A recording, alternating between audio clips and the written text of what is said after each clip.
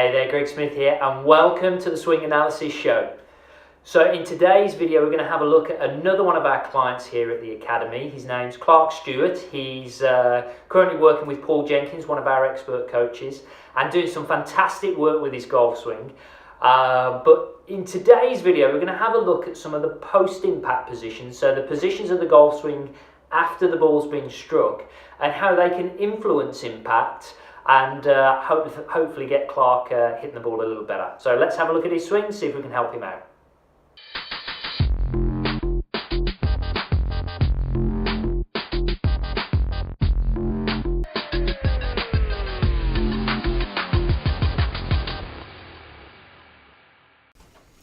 Okay, so we've got Clark's swing on the screen here. Clark's done some fantastic work with his golf swing. He used to have a very flat club shaft going back and then quite steep coming into the downswing, and we'll see the complete opposite with this. We also see he achieves a good swing direction, so this is the arc of the swing in relation to the target.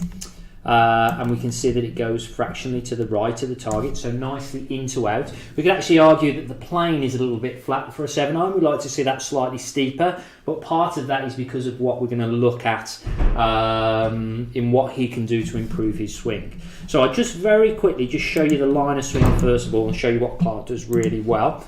So if we take him through to the first part of the backswing, we can see as we get to there, he's got a beautiful turning motion of the body and a nice hinging of the wrist. So there's no rolling of the forearms or opening of the club face. He keeps everything nice and square to his line of swing.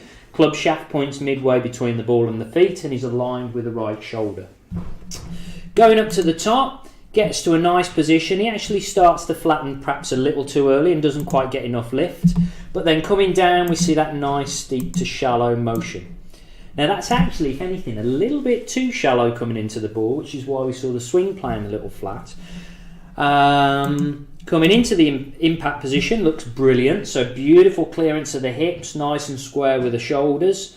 But I'm a little surprised that the swing direction is only 0.8 by how much he has shallowed coming into that first part of the backswing. And then as we play through, we'll see why.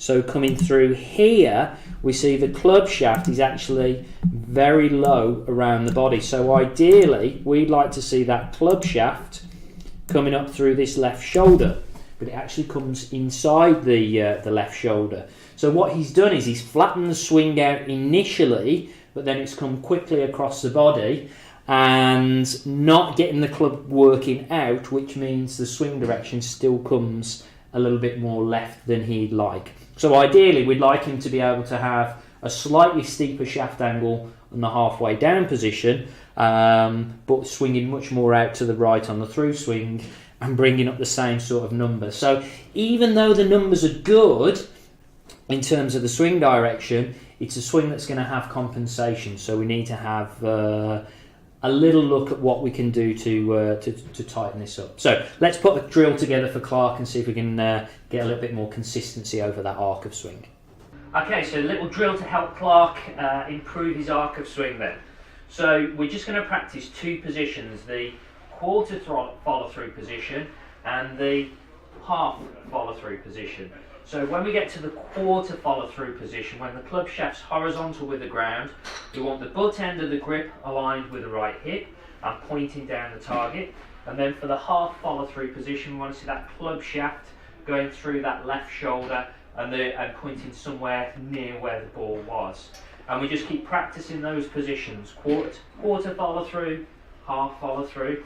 And then we'll slowly build it into a swing, just as practice swings, just to get the shape. So we'll do a nice line of back swing into that quarter position, then up into that half position, and then slowly start to integrate it all together to get that line of swing working better.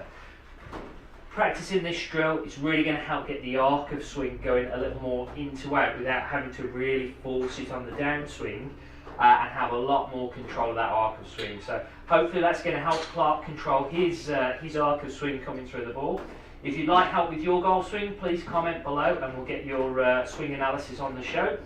Little subscribe button down here, make sure you click to subscribe to our YouTube channel. Please comment and share this video Look forward to seeing you next time.